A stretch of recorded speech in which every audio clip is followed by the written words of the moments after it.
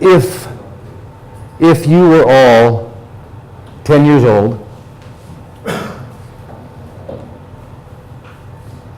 what do you think you'd be doing right now?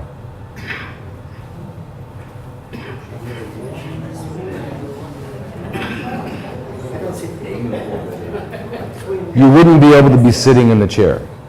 You couldn't sit in the chair. You'd be bursting with energy. Okay, so the difference when we look at young people versus old people, the difference is energy. That's it.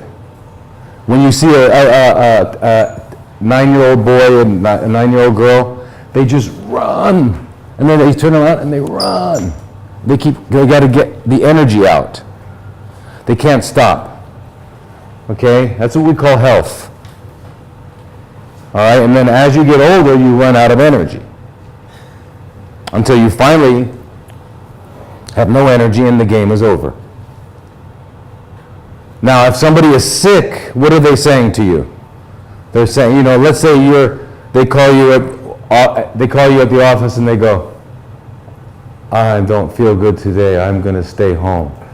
What they're saying is, I don't have any energy. Okay? So if you're bursting with energy, you're not sick. So the difference between health and sickness is energy. It's all energy. And if you look around at the universe, everywhere you look, you just see energy changing forms, changing shapes. If you look at a supernova is spewing out galaxies. And then the black hole is sucking it up. So the entire universe is energy exchange. That's what it's all about. Down here on Earth, we have what's called a biosphere, and that's where all biological life lives.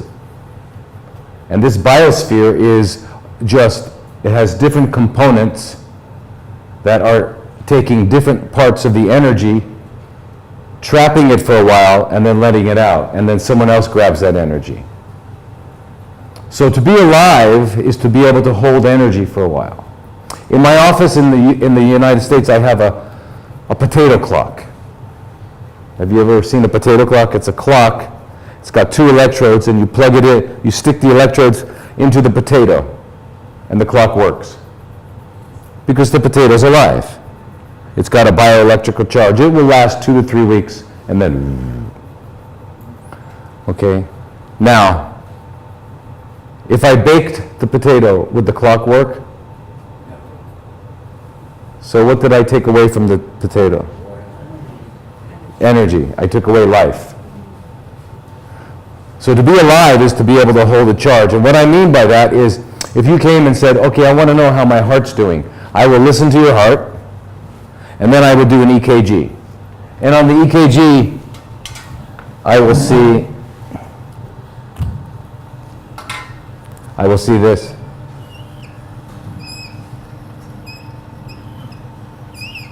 Etc., right? So I look at this, I look how big this is and how far it is away, I see how high this is. I look at all this stuff and I can tell you how healthy your heart is. Right? So I know. And what is this? This is a measurement of the electrical output of your heart. Okay, so now, what happens if I see this? So if we're in the emergency room, I will grab paddles and I put the paddles on you. What am I doing? I'm trying to put electricity back into you. And if you can go,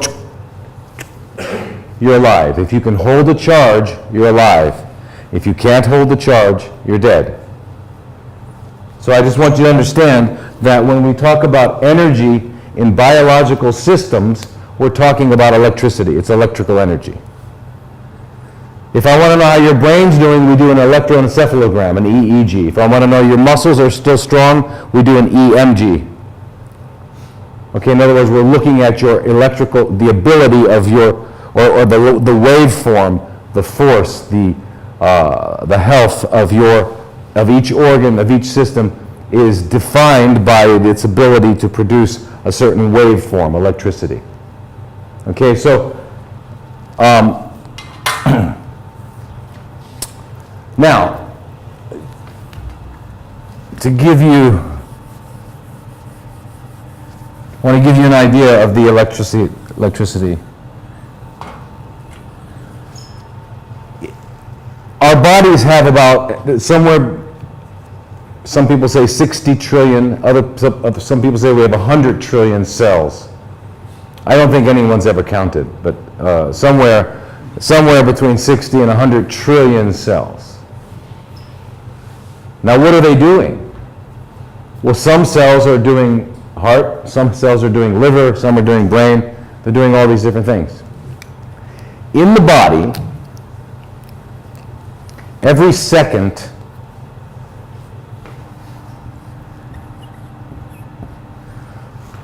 we have that many chemical reactions going on. Every second. How many chemicals? That's a 1 with 24 zeros. It's called septillion. So we have septillion chemical reactions going on every second in our body. And what's causing that to happen? Basically, it's enzymes. Enzymes are what make chemical reactions happen. Okay, so, for example, if I have, 2 molecules of hydrogen peroxide bouncing around, maybe every week, every month, they'll come together and make 1 water and 1 oxygen. Maybe.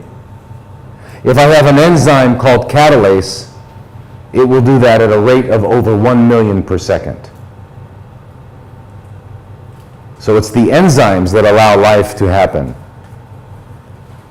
Okay, and they work at 1 million per second, 40,000 per second, 80,000 per second. They're working fast too, because you've got to have this many chemical reactions just so you can sit in the chair. So no one can ever tell you that you're lazy and not doing anything. You're doing a lot, just sitting there. Are you kidding? I'm doing a septillion things right now. So anyway, you're not lazy, you're doing a lot of different stuff. Now,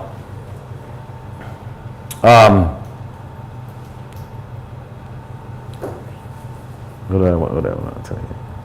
Anyway, each cell, in order to do this, each cell has to maintain 1 billion particles of energy. And the way that biological systems, I mean lizards, bacteria, oak trees, humans, bears, bats, everything, the way they use energy is called ATP. Have you heard of that word, that name, ATP? Anyway, ATP is the baht, is the dollar, is the euro of energy in systems. Okay? Every cell must have 1 billion ATP every second in order to do its work, because it has this enzyme taking care of the sodium and potassium at 30,000 times per second, and it's got about 100 of those. And it's got this enzyme doing that and this enzyme doing that. It's got all this stuff going on. So it's got to be able to maintain that. So how does the body get ATP? How does it make ATP? It makes ATP. Inside of our cells, we have, if you look at a cell's got a double membrane, and then inside it is the nucleus where the DNA is, and DNA, it has a double membrane. And then everything inside of here, there's all kinds of different little organelles that do different jobs. They all have single membranes, except there's one other one inside that a lot of these that have double membranes also, and these are called mitochondria. And it's the mitochondria that make energy, make ATP. How do they make ATP? They take 6 molecules of oxygen and 1 molecule of glucose, and they make 38 energy molecules, 38. Now that's a pretty efficient, for every 1 glucose, they make 38 ATP. Glucose is the fuel. Glucose is where the energy is trapped. That's pretty good. I mean, imagine if you could make $38 from every single dollar. So, that's a very efficient system. But what is it using? It's using oxygen and glucose. So where do we get this from? Where does it come from? Since this is energy, oh, and by the way, what is the ATP? ATP is basically, there's a chemical reaction that goes on when the cell needs energy. It grabs the ATP, it takes off one of the P's, and electrons are there. And that's how it gets electrons. So this is just a storage for electrons. Electrons, electricity, energy. So all of the energy on planet Earth comes from the sun in the form of light. So the light hits the leaf, and the light becomes the energy that is trapped by the leaf. Okay, and so the leaf is taking the light of the sun, and it's grabbing out of the air carbon dioxide. You know, the stuff that when we exhale, we have CO2. It grabs the CO2 and it takes the light and it produces glucose. And it has a waste product. Its waste product is called oxygen. That's pretty good. Okay, so it's producing glucose and oxygen, which is exactly what we need for our ATP to make energy. So that's pretty amazing. That's pretty magical. So I think we owe a lot to the plants, right? The plants do that. No animal can do that. So my question is, why have we never had a religion about plants?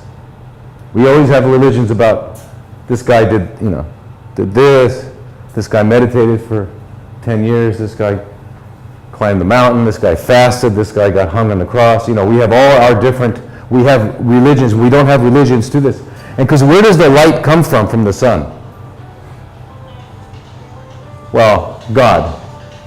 So light is from God, you know, let there be light. Light is life, right? And the plants take that and turn it into, trap it and make it into usable form. So we eat the plants. Now here's something very interesting. So we eat the plants. So the animals, now how long do plants live? They're getting the energy directly from the sun. Well, you have oak trees, redwood trees in California that live 2,000 years.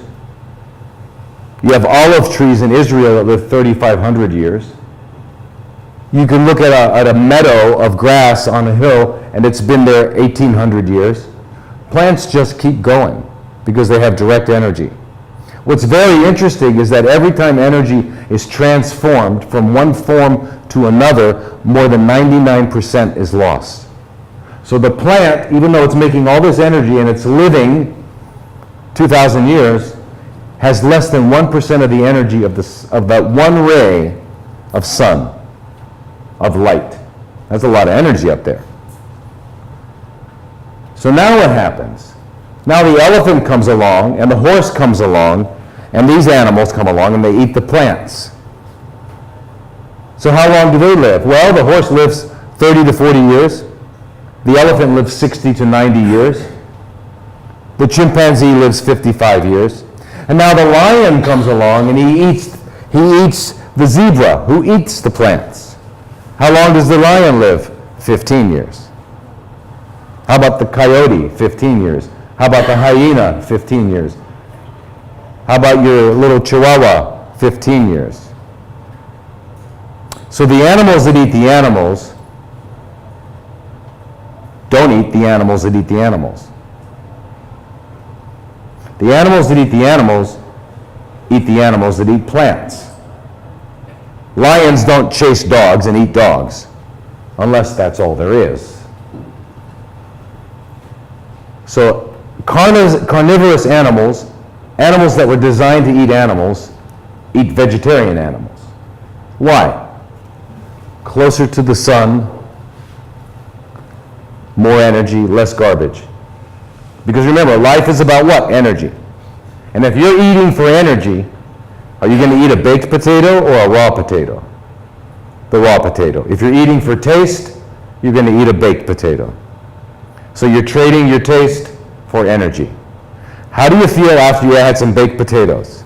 You feel like running and dancing? I look at people after a meal and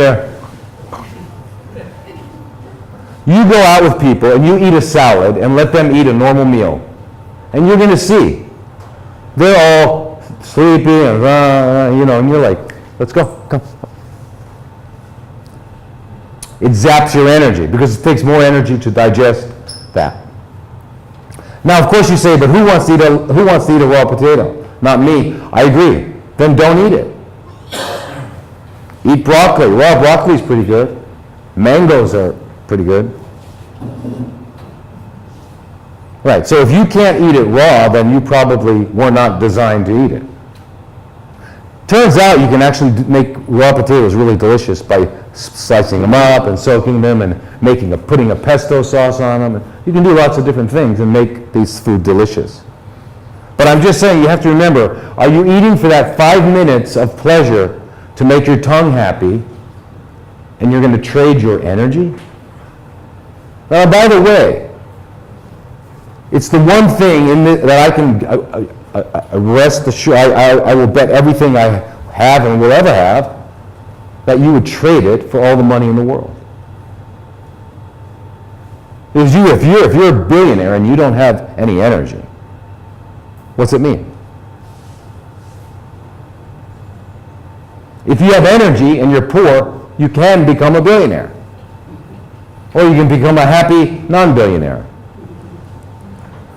But if you have no energy, doesn't matter whatever things you have, you can't be happy. So energy is what we're looking for.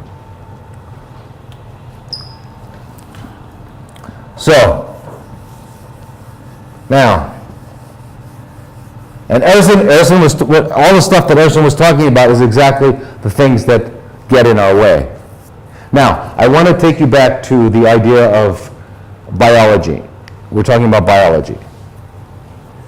And if you understand that everything in nature was designed and has a specific set of purposes. Everything, even a mosquito. And its purpose always has to do with energy exchange. Everything is consuming energy and is being consumed. So for example, everything, you have to understand how perfect nature is. If a dog has a bowel movement, it turns out to be nourishment for the plant. The plant loves it. The flies love it. The bacteria, the funguses love it. So what we would look at from our perspective as being waste is a banquet. It's the buffet table. Okay, so there's no waste. That's the beauty of nature. Everything is perfect. There is no waste. Right? I die, I become fertilizer. And I become food. My body does. Okay, so I just want you to understand that cycle. But everything has a function.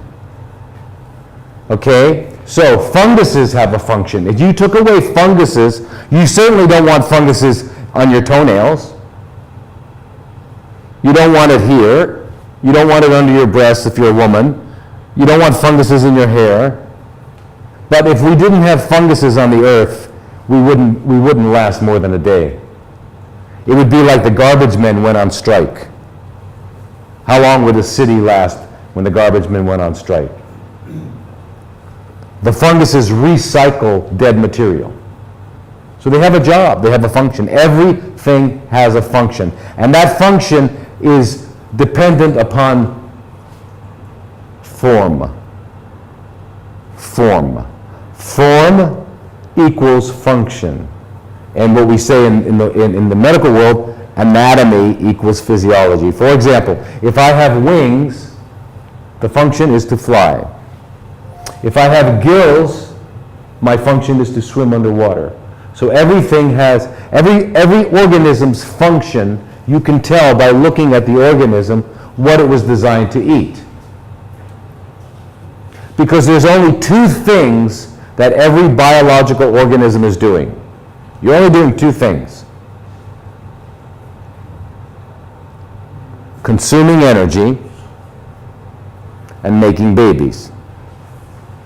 So in biology, we're there to perform our function, which is somehow consuming energy, processing it, and sharing it. And secondly, procreating the species. The two main functions. So it all comes down to food and sex.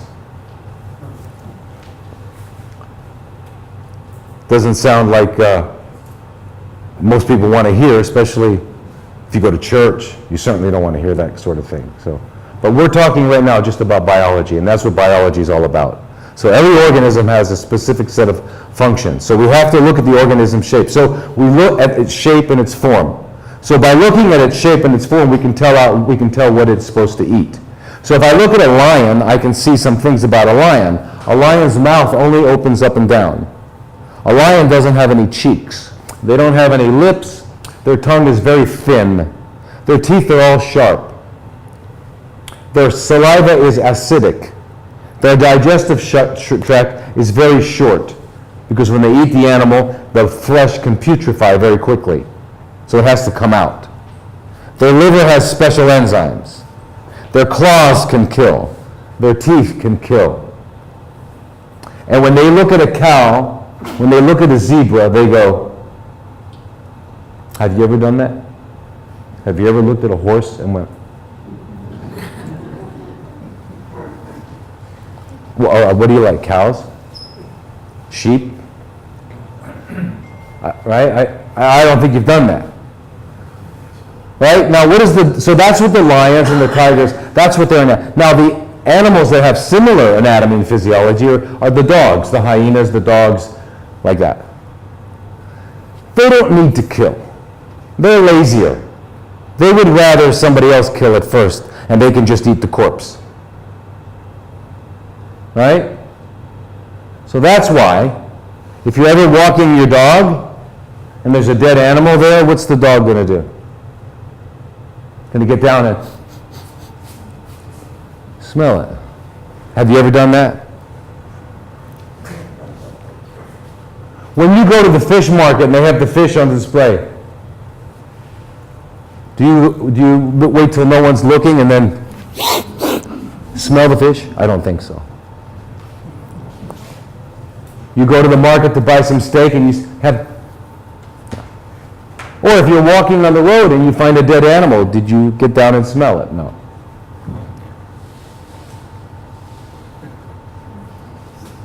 All right, so anyway, but both of these animals, the dogs and the cats, they only have vertically moving jaws, they have no cheeks, etc. Now the horse, the cow, the zebra, the animals they eat, their jaws go, they have cheeks, lips, their teeth are flat, their tongues are thick, they're muscular.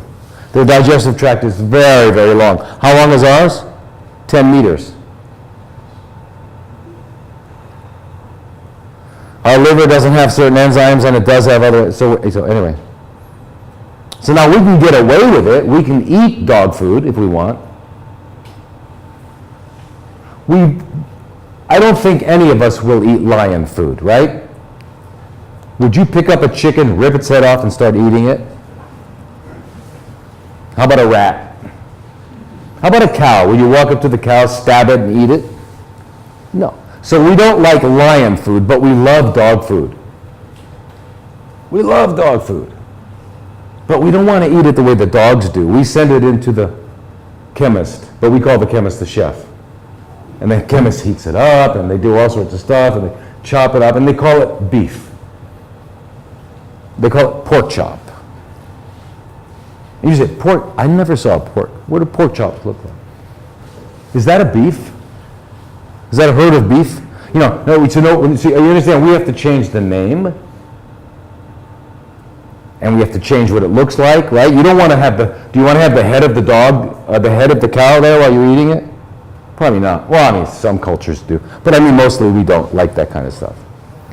So I'm just showing you that in order for us to eat dog food, we have to change the name, put sauces and oils. By the way, my kids never ate animals in their life. So when they would go with their friends there's a famous hamburger place in California called In-N-Out Burger. No, something other burger. Anyway, they ordered it without the burger. It had everything, but it tastes exactly the same. So it wasn't when you're eating the burger, it's not that you love the meat. It's the flavor that goes with it. And usually, for example, has anybody ever had escargot? Right? Escargot is snails. Normally, we don't like to take the snail out of the shell and just eat it, right? Slimy. It's like stuff that little kids take out of their nose. It's kind of like that. So we usually don't like to eat that. So what do? We fry it, saute. We don't call it fry, saute. In what? Garlic and butter. And it's delicious. Is the snail delicious? No.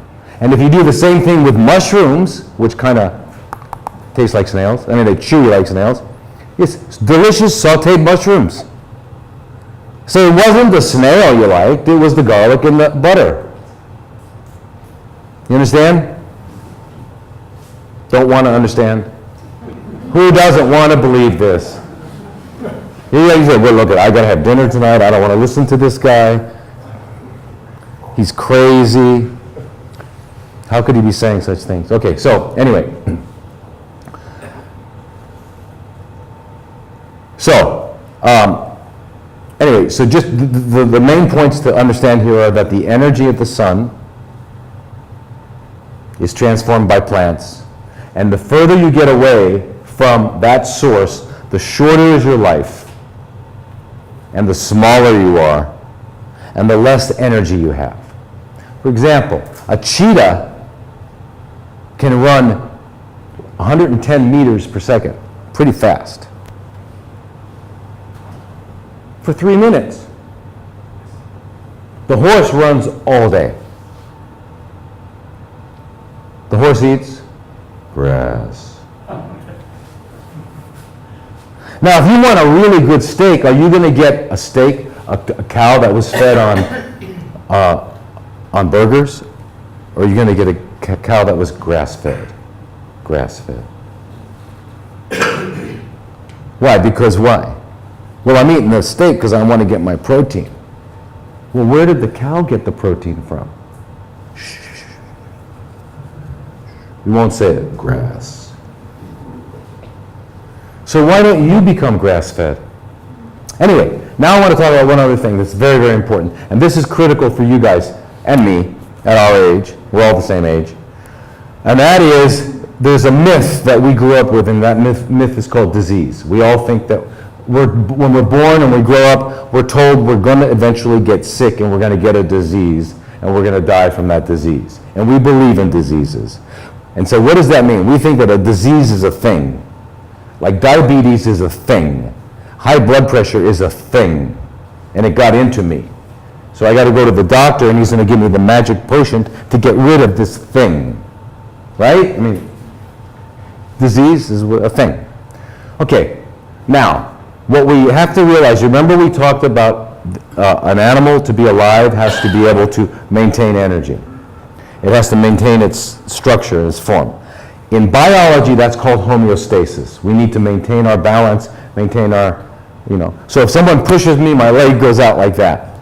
That's a biomechanical homeostatic response.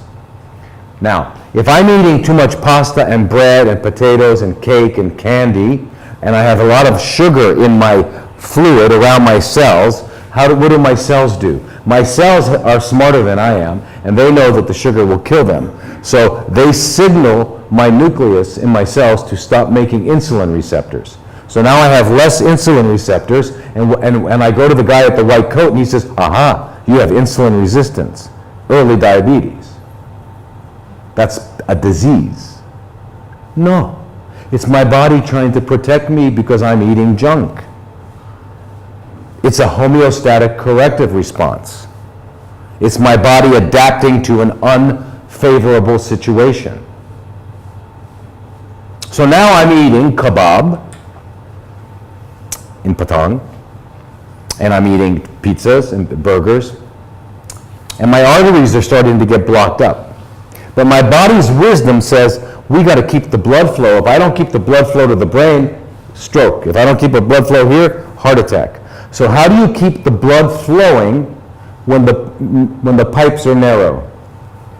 Increase the pressure. The pressure goes up, I go to the guy with the white coat, he says, aha, you have high blood pressure. This is a disease, we have to get rid of it. No, no, no, no, no, no. It's keeping me alive. We have to get rid of the reason why my body needs to increase the pressure.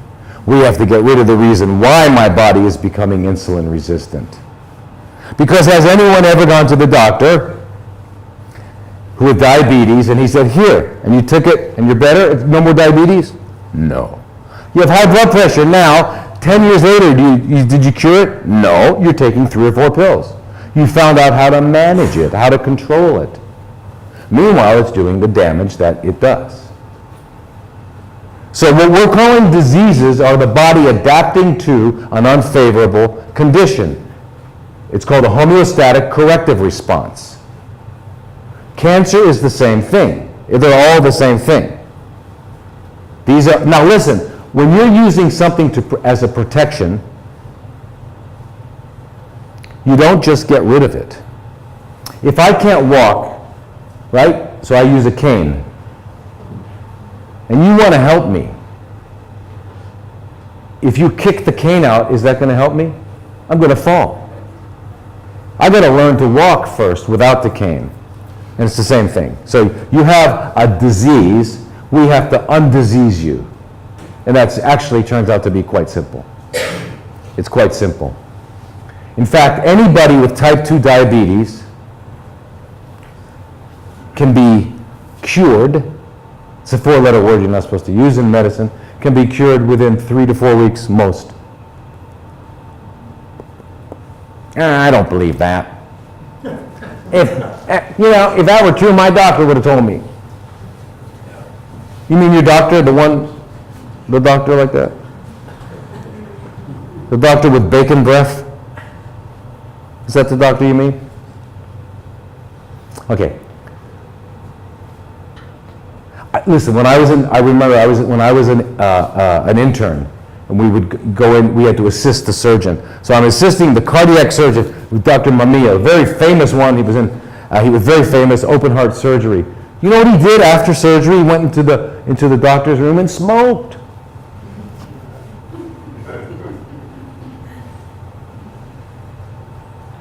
I was like,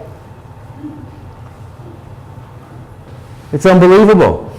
I go into the cardiac care unit, the CCU, and they're giving them eggs. And then I remember when I was a kid, I'd go to the dentist. On the way out, they had a bowl of candy. They'd offer me some candy. So if you want repeat business. Okay, anyway, so what happens in cancer? Cancer, again, is not a disease. It's a homeostatic corrective response, the body protecting you. Okay, so what happens is the cells, the most vulnerable part of a cell are those little mitochondria we talked about that make energy. If you knock out 40% of them, the only way the cell can make energy is through fermentation. It's a very primitive thing. Fermentation, that's how you make wine and cheese, right? Fermenting. So all cells have the capability of fermenting. So they lose the mitochondria and the cell ferments. So in order to maintain its ability to ferment, it needs 20 times more sugar. Why? Because remember that we talked about 1 glucose and 6 oxygen give you 38 ATP, right? 38. Well, when you knock out the oxygen and the glucose has to ferment, all you get are 2 ATPs. So how can I keep up with the energy requirements if I'm only making 2? That means 19 times less, right? 2 times 19 is 38. So 19 times less energy. In order to survive, I need 19 times more fuel, 19 times more glucose, 19 times more sugar. So you go to the doctor and they do, how do they stage your cancer? They do a PET scan. What is a PET scan? They inject radioactive glucose, they wait an hour, they scan you, and whatever organ is picking up the glucose at a rapid rate, they know that's cancer. So they diagnose cancer by the rate at which it eats glucose. And then the doctor tells you, it doesn't matter what you eat.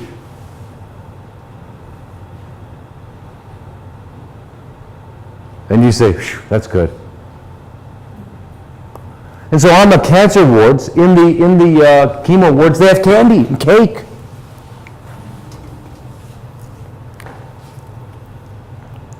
Doesn't matter what you eat. Okay, so, again, if the cell did not start to ferment, it would have died, and you would have had a bunch of cells dying. So a woman instead of developing a lump that's called cancer, what would have happened is the cells would have died. It would have become, the tissue would have died. It's called necrosis. You'd have a necrotic mass. It would get absorbed into the bloodstream. She would get septic and die. It's on your pancreas. Instead, you would have gotten septic and died. But instead it became this thing. It's surviving. So I just want you to understand and develop a new respect for your body and understand that your body, being part of nature, can only do what's necessary. It never makes a mistake. When water is running downhill and it comes upon a rock, it goes around the rock perfectly. Perfectly. That's all nature can do, is respond perfectly. And the law that nature, the law that underlies all of natural processes is the law of necessity. The universe is not moral. Water doesn't run downhill because it's a good thing to do. It runs downhill because it's necessary. So whatever's happening in your body is happening because it's necessary. It's not good or bad, it's just necessary. So what you need to do is change what's necessary. So, and then, with this in mind, what we would do if we had more time, if we were to do another series of lectures, we would talk about what else do you need for the machinery. Right? Remember we talked about the cells having double membranes? Those membranes are made out of fat. Now, by the way, just wanted to give you an idea, to also remind you that you're never doing nothing, is that every second you lose and produce, you lose 2 to 3 million cells per second and make 2 to 3 million new cells per second. So every second you're making 2 to 3 million new cells. So your body is not something that happened to you. Oh, I was born with this way, I'm stuck with it. No. Your body, it didn't happen to you, it's a happening. This is good news, and as Erson pointed out, new skin every 6 weeks, new lining to the GI tract every 3 days, new liver every 6 months.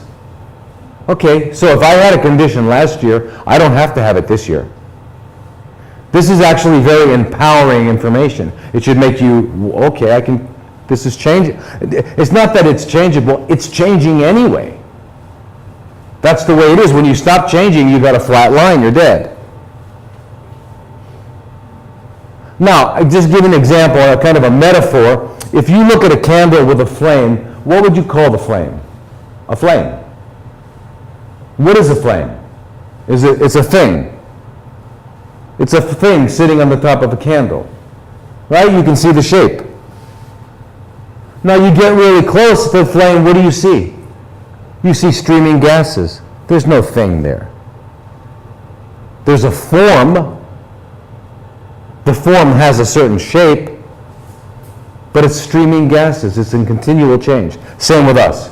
2 to 3 million new cells per second. We're like a flame. We're changing.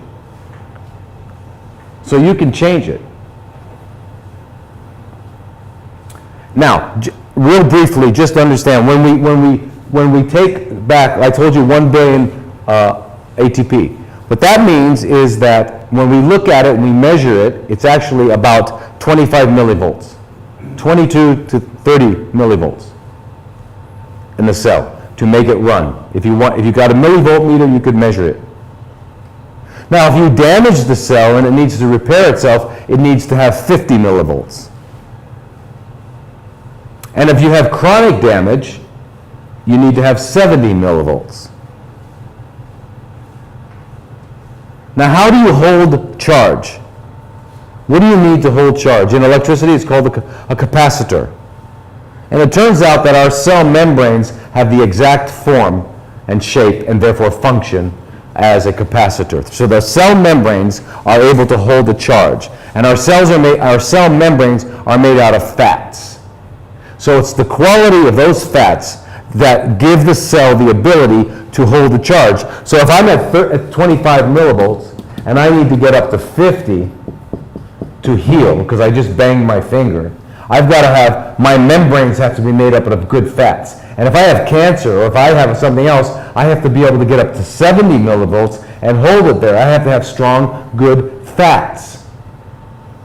Now, what are strong, good fats that the body can make new cells out of? 2 to 3 million per second. Can we get those fats at KFC? How about Pizza Hut? Are they selling healthy membrane food? So when you think in terms of the body as being a certain structure and function, and you understand the function, then you don't have to ask, should I eat this or should I not eat this? You have to understand what's necessary. So we would go into more of this. So by the end of studying all this stuff, talking about all this stuff, you'll be an expert. And my goal with everybody that comes to me is that you never need another doctor the rest of your life. This 35-year-old doctor is going to tell you how to take care of this incredible body that he can't understand. I don't care if he went to Harvard. You know what they call people who went to Harvard undergrad and Harvard medical school? They call them preparation H. Do you know what that is, preparation H? It's a medicine you use for hemorrhoids. Anyway, but it's just a medical joke. It's preparation H. Okay, so anyway, so I don't care where they went. They don't know how the body works. They don't understand it. But what I just told you now is it's not only true, is that it makes sense to you. No matter how much you don't want to believe what I just said, you know it's true. It makes sense. It doesn't say anything that's not true. So anyway,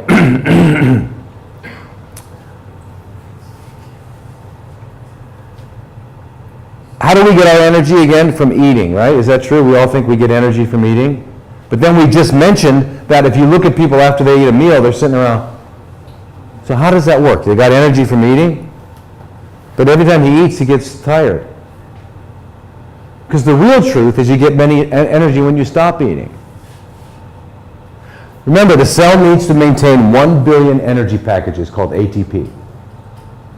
So when you're eating, you're putting glucose in, it's processing the glucose. Now all the little organelles, the mitochondria, etc., they work all day and they're getting tired. They get worn out. So now those mitochondria are making 38 ATP for every glucose. By about 8 p.m., 9 p.m., they're maybe making 21 per glucose. And you're tired.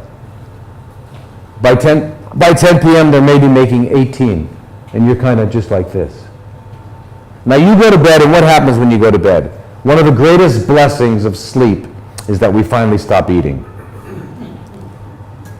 You stop eating when you go to sleep, and what happens? Your body still needs 1 billion ATP. So what does it do?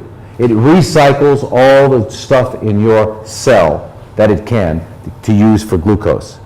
So all those old mitochondria get eaten up, and new ones are born.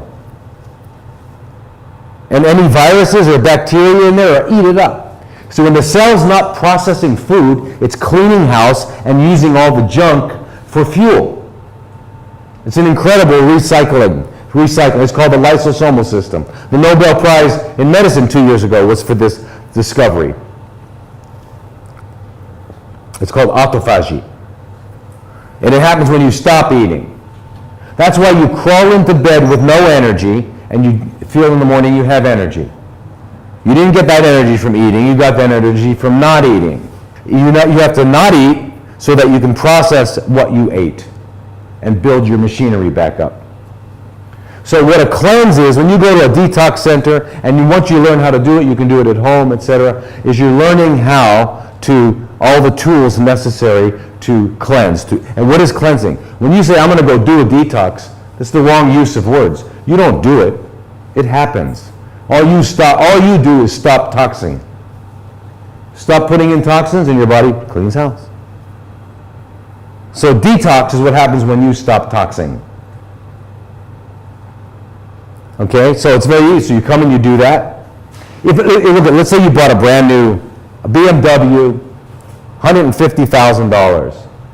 And after 4 or 5 years, you tell your friend, these BMWs, they're not good. Well, what's wrong?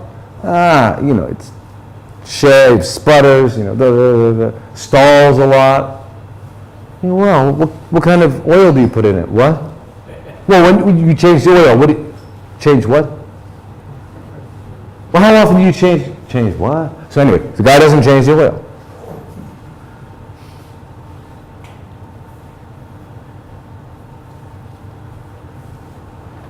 So yes, we do. We don't change the oil. We don't rotate our tires. We don't tune ourselves up, and yet we expect high performance.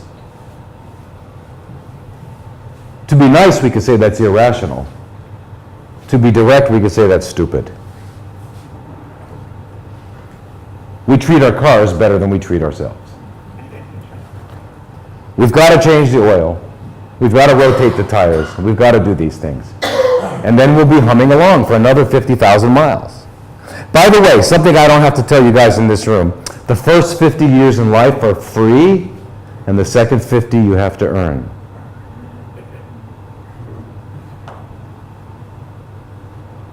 No arguments there, right? Doesn't come as easily as it did. You can't eat a bunch of junk, drink a bunch of junk, and pop up at 5 a.m. and go to work. Doesn't work anymore. So anyway, that's what I'm saying. So really, and I'll tell you, I don't care how much money you have, but you'll spend it all eventually to regain your health. Now, the last thing I want to tell you is the word in health. So anyway, cancer, diabetes, hypertension, these are not difficult things. These are just names we put on different adaptive responses that the body makes to unfavorable situations. But the word health, I want you to notice that the word health, the root is here, and it's heal. Health is the ability to heal. Heal what? Well, 2 to 3 million cells per second. And if you've injured yourself, more than that. Health is the ability to heal. It's a process.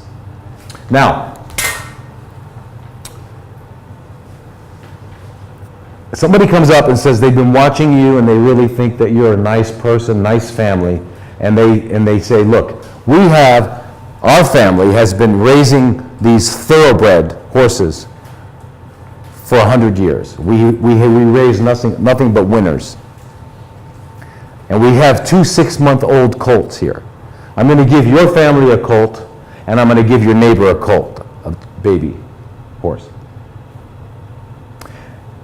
And in 9 months from today, we're going to have a race. And whoever wins it gets 20 million euros tax-free. You got 9 months. Are you going to feed that horse oat stew? Or how about grass soup?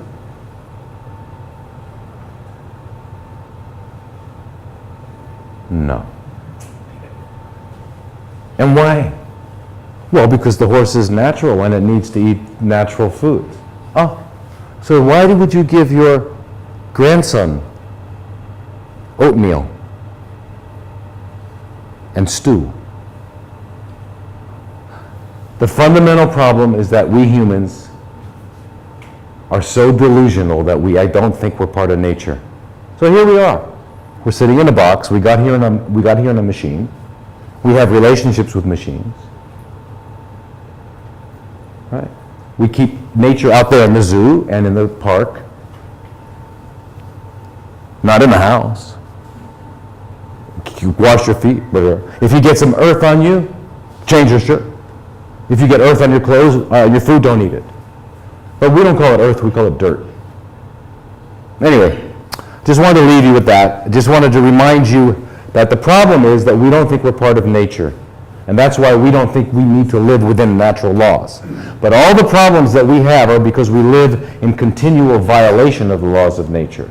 So nobody can be perfect. We can't go back and do it like Erson pointed out. We need to have a time and a way to indulge. If we don't indulge, we won't be happy, and then it's not worth being alive either. So you have to be able to indulge. But you've got to do it so it's not going to kill you. Right?